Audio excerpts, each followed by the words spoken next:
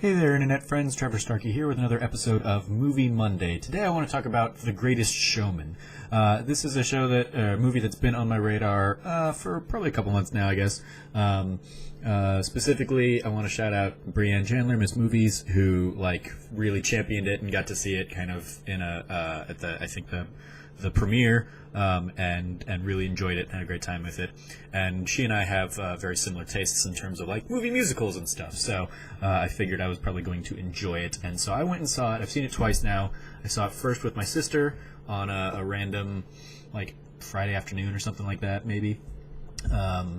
And it was a surprisingly, pretty crowded theater. And then I saw it again this Saturday night with a friend of mine, and again it was surprisingly packed for being 3 or 4 weeks into its run right now. A lot of fun. It is very much a take on the classic music, the classic movie musical kind of genre, but with more modern songs. In that, it strikes me very much as the music that you're hearing isn't trying to be top 40. It's not trying to give you catchy choruses that you're going to be humming and repeating when you leave the theater. There are a couple in there, but most of it, when I say this evokes the classic musicals, is it very much uses the songs to basically give you the subtext and what the characters are going through. We see that a lot with Hugh Jackman's character. We see it with a nice little duet between Zac Efron and Zendaya's characters. And we most notably see it in the Jenny Lind character played by Rebecca Ferguson, when she's out there singing about how It's Never Enough is the name of the song, and she's basically out there singing about how the adoration and the ovations and being in the spotlight is never enough to fill the void that she ends up kind of admitting to a little bit later in the film. And it parallels that nothing is ever enough for P.T. Barnum's character in that moment as well. And so we kind of see it as a turning point for him, where he's I'm going to go chase this thing.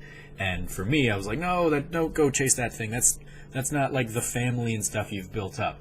Getting a little ahead of myself. So, of course, this is about P.T. Barnum, Hugh Jackman playing that character, and kind of his creation of the circus. That he starts out kind of creating a museum of oddities, and it starts out as wax figures and stuff, and then he kind of evolves it into the Bearded Lady and the Siamese Twins and trapeze artists and world's tallest man, world's largest man, those kinds of exotic oddities that people weren't seeing in regular life.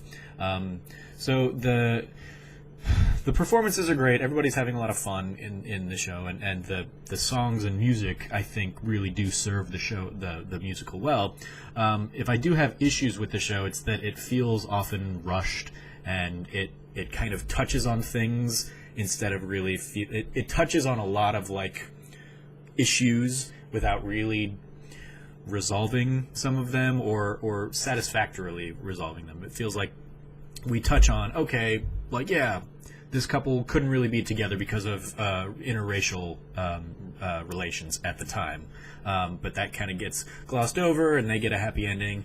There's the fact that P.T. Barnum builds this family of misfits and then kind of abandons it, and ultimately comes back and learns that he needs to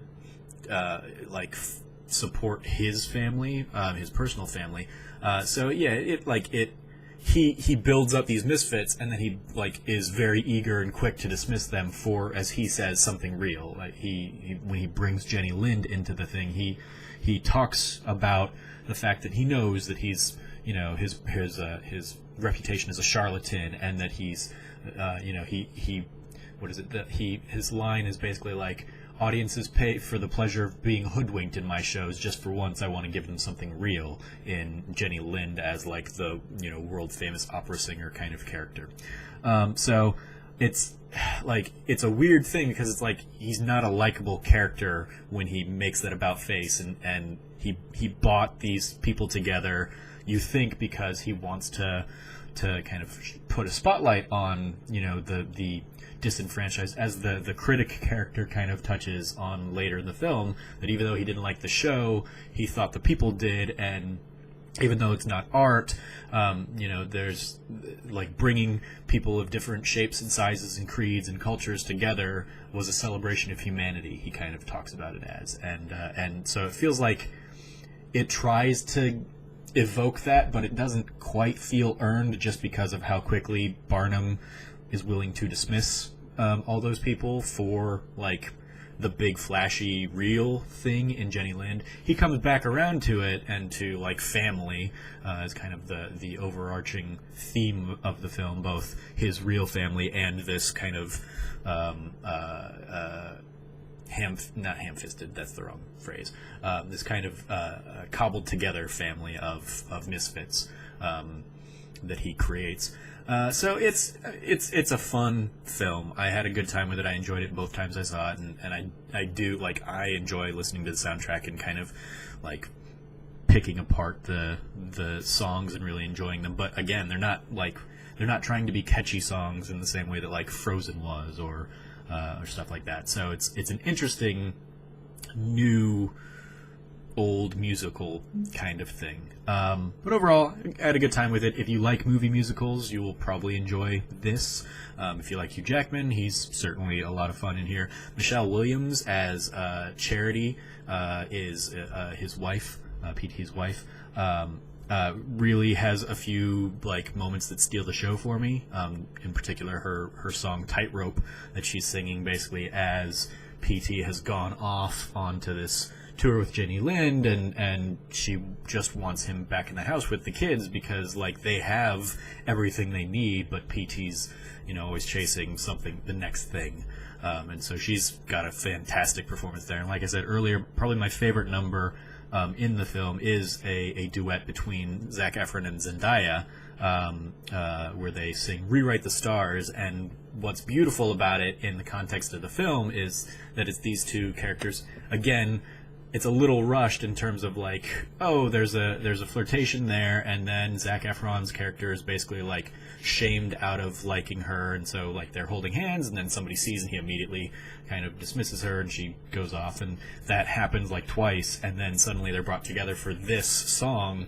So it doesn't quite feel earned, but the performance of it, where they're basically alone, and then just kind of using the trapeze element of Zendaya's character to basically fly around the set, is beautifully shot as well as performed in just a very physical tour de force for the characters. And I'm sure there's some stunt work going on in there, but it's a very enjoyable and highlight of the film kind of number for me. So yeah, that's The Greatest Showman. Lots of just fun circusy kind of stuff in here. Some of the CGI feels a little shoddy, and like sometimes like I don't even know why you needed that, but whatever the case. Yeah, I had a good time with it. Again, I saw it twice. Enjoyed it both times. Both of the audiences that I saw it with, both my companions and the wider audience, were giving it rounds of applause at the end. So yeah, if you like that kind of film, maybe go check out The Greatest Showman. If you already have seen it, let me know what you thought about it in the comments below. As always, I've been your host, Trevor Starkey. You can follow me at SnarkyStarkey on Twitter. And until next time, from here at the Trove, treasure your friends.